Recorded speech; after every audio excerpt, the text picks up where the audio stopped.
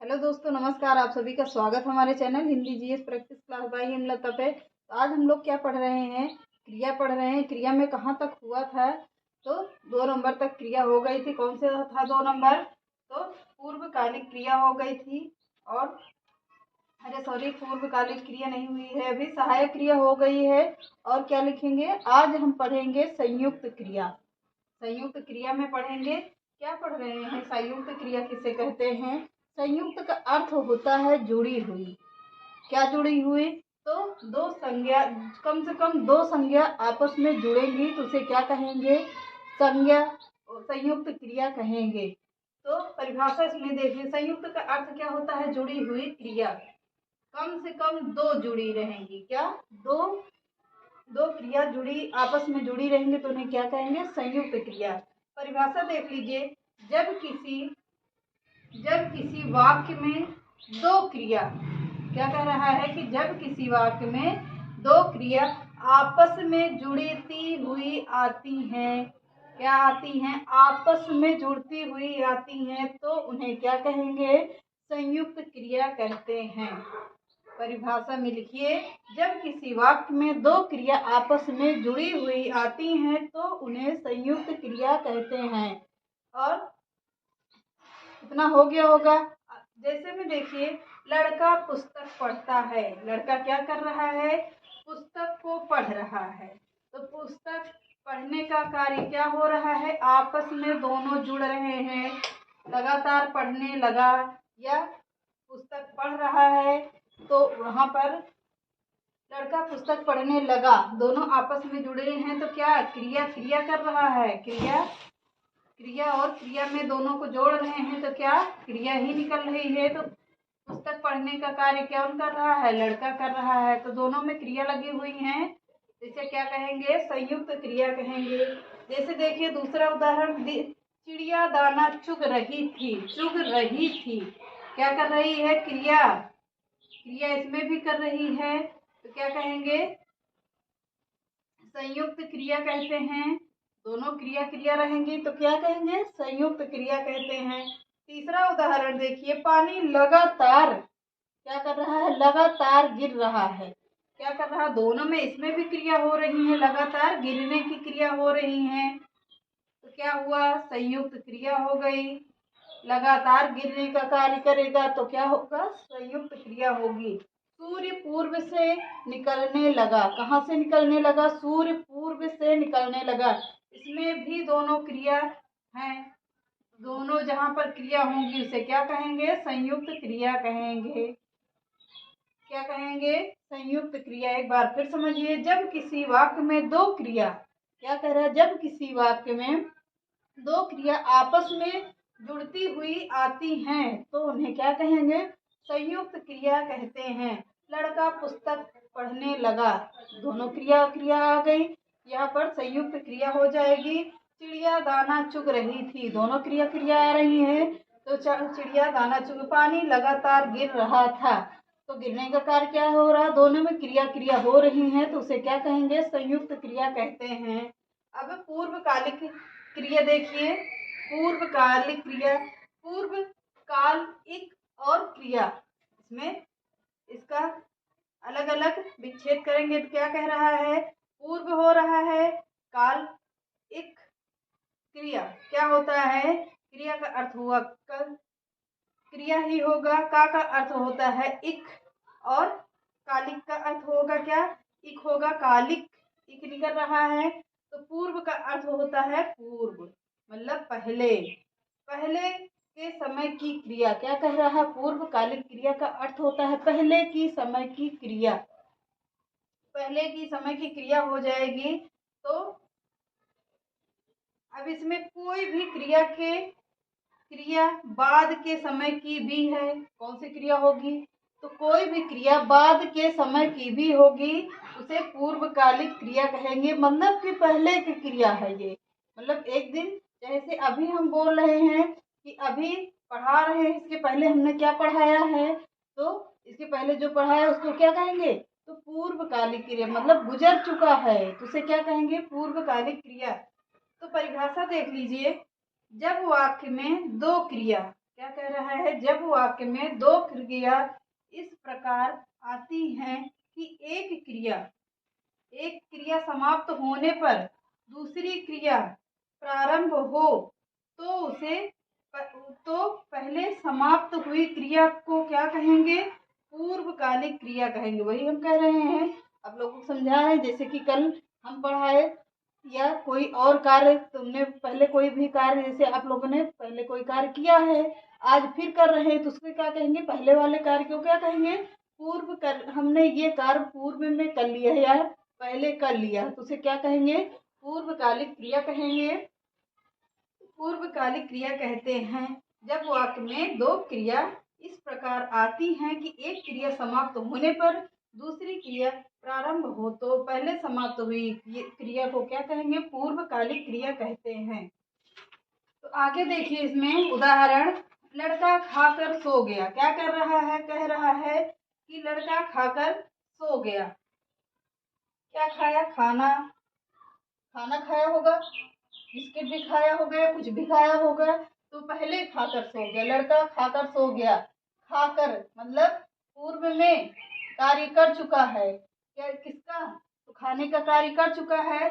यहाँ पर पूर्वकालिक क्रिया आएगी, पूर्वकालिक क्रिया हो जाएगी,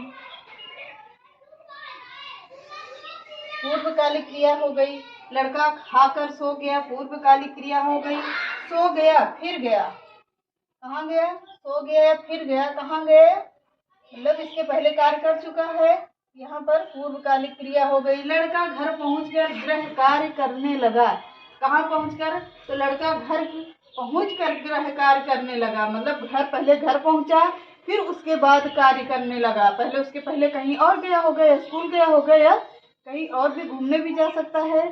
पहले यहाँ पर लड़का घर पहुंचकर गृह कार्य करने लगा, इसके पहले कुछ और कर रहा था या कर चुका होगा, तो क्या कहेंगे, घर पहुंच कर में क्या होगा, पूर्व होगा, पूर्वकालिक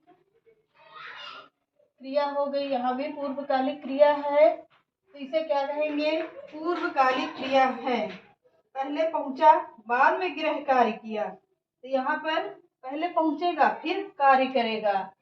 यहाँ पर लिख लीजिए, पहले पहुंचेगा, पहले पहुंचा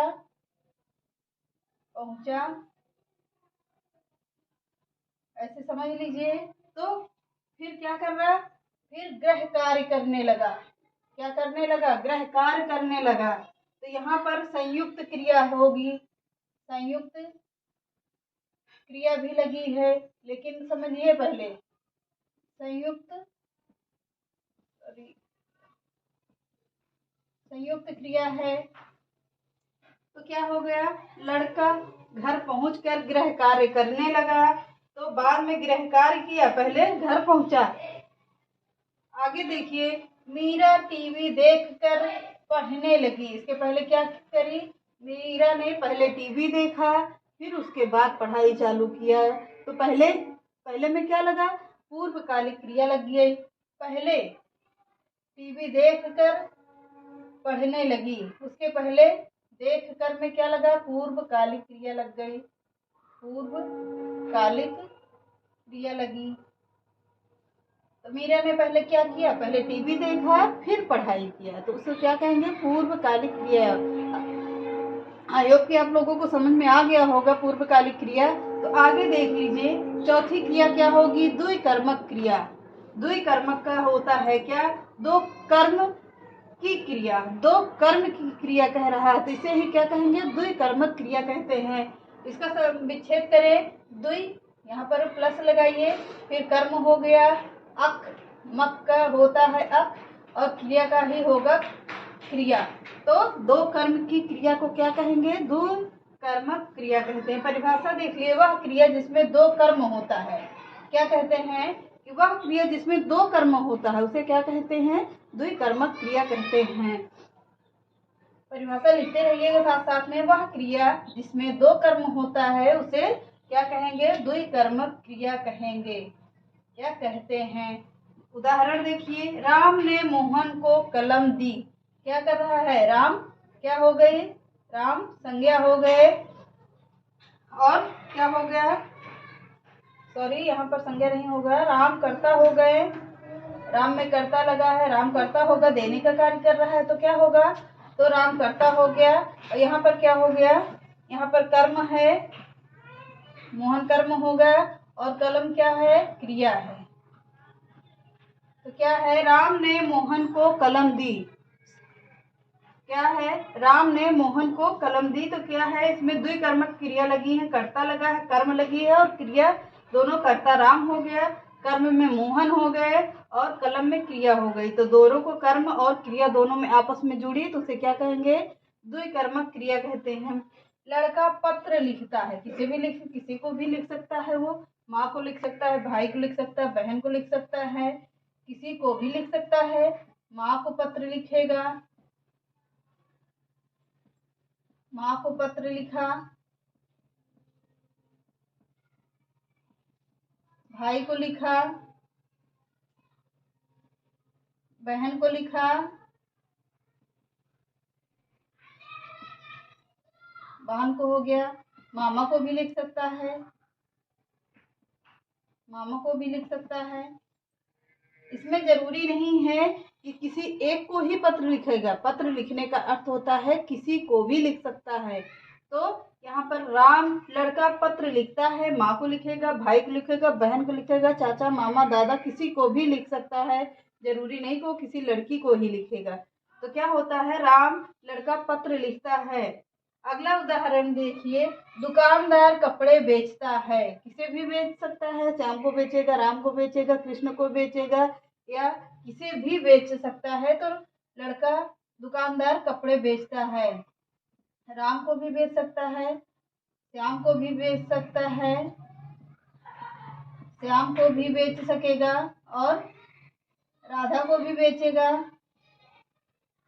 किसी को भी, मतलब ए टू जेड किसी को भी बेचेगा। तो दुकानदार सभी को कपड़ा बेच सकता है या दे सकता है, या वहां पर दुकान पे सभी लोग की तरह के बच्चे भी आते हैं, बूढ़े भी आते हैं, और सभी लोग आते हैं। तो उसमें क्या होगा, दुकानदार कपड़े बेचता है। तो दुकानदार क्या हो गया, दुकानदार कर्ता होता है, दुकानदार कर्ता हो गया। कर्म क्या हो गया,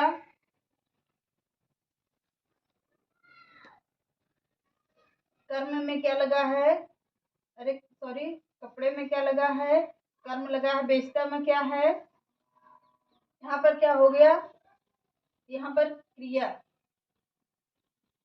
यहाँ भी होगा कर्ता, लड़का हो गया, पत्र क्या हो गया, कर्म हो गया, कर्म हो गया। लिखने का कार्य क्या हो रहा है, क्रिया हो रही है।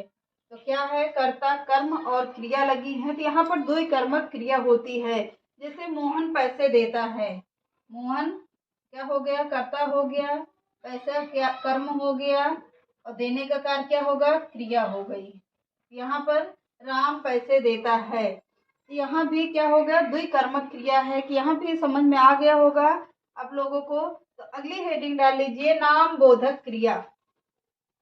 क्या, नाम बोधक क्रिया, हेडिंग डालिए और इसमें लिखिए नाम का बोध कराने वाली क्रिया। इसे, तो नाम का बोध कराने वाली क्रिया क्या कहलाती है, नाम बोधक क्रिया कहलाती है। परिभाषा देख लीजिए, यहाँ पर एक लाइन लिख लीजिए, व्याकरण के नाम, व्याकरण के नाम कौन कौन सा इसमें आएगा, क्या क्या आएगा कि नाम बोधक क्रिया उससे पहचानेंगे। तो क्या क्या आएगा, इसमें संज्ञा लगी होगी, सर्वनाम लगा होगा, और विशेषण लगा होगा। तो उसे क्या कहेंगे, नाम बोधक क्रिया कहते हैं। परिभाषा लिख लीजिए, वह क्रिया जो संज्ञा, सर्वनाम अथवा विशेषण का से मिलकर बनती है उसे क्या कहते हैं, नाम बोधक क्रिया कहते हैं। वह क्रिया जो संज्ञा, सर्वनाम अथवा विशेषण से मिलकर बनती है उसे क्या कहेंगे, नाम बोधक क्रिया कहते हैं। आगे इसमें देख लीजिए, इसमें देखिए आगे,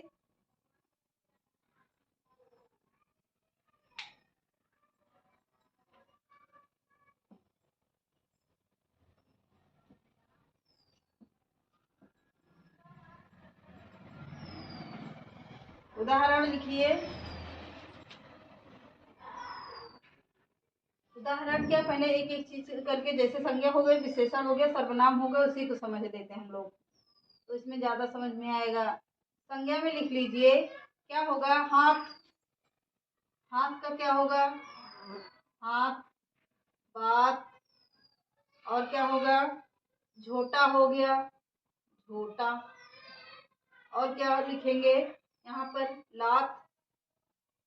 लात लिखेंगे तो हाथ का क्या होता है, हथियाना होता है, हथियाना होगा। बात का क्या होगा, बतियाना होगा,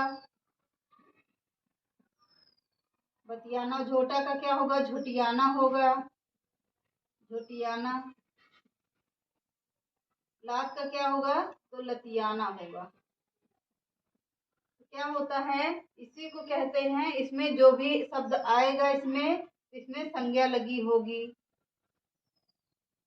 संज्ञा लगी होगी। नाम बोधक क्रिया पहचानने का अर्थ यही होता है। अब आगे देख लिखिए, सर्वनाम। सर्वनाम कहाँ कहाँ पर लगेगा, सर्वनाम ऐसे करके आप लोग लिखते रहिएगा। अपना से क्या होता है,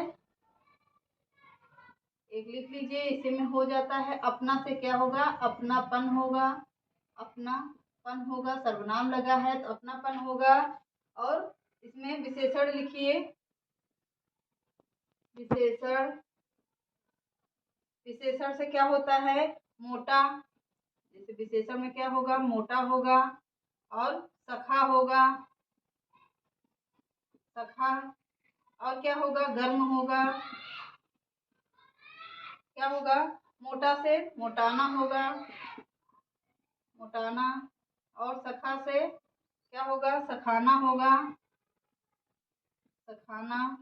और गर्म से गरमाना होगा, गरमाना होगा।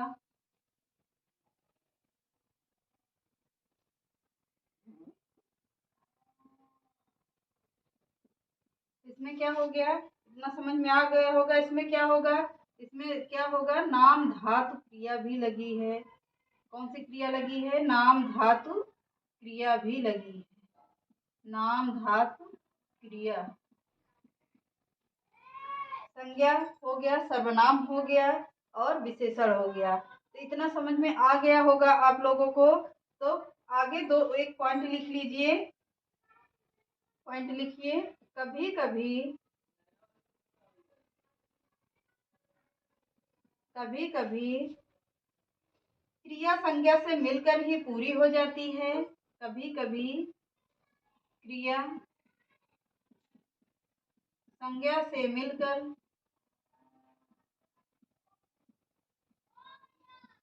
पूरी हो जाती है।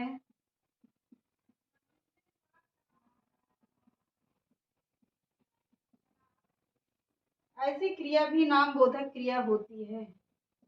ऐसी क्रिया भी नाम बोधक क्रिया होती है।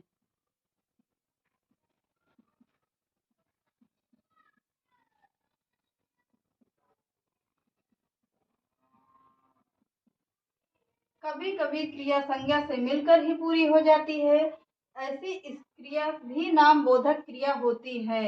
तो अगला जैसे करके लिख लीजिए, जैसे समझिए।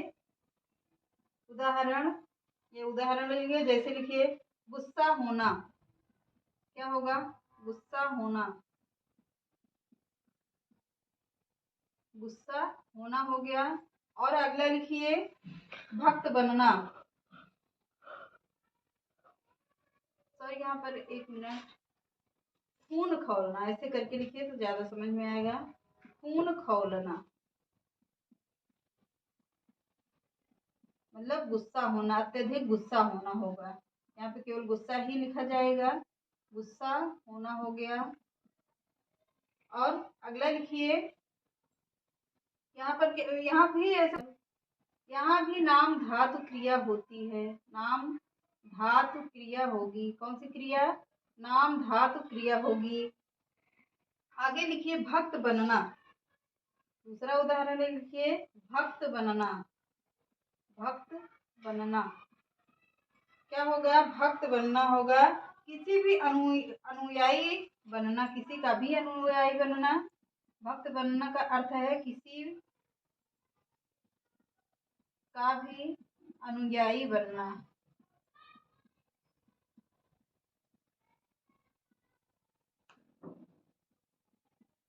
भक्त बनने का अर्थ होता है भगवान के भी भक्त बन सकते हैं, या किसी पुजारी या साधु संत के भी अनुयायी बन सकते हैं, उसे क्या कहेंगे? भक्त बनना कहेंगे।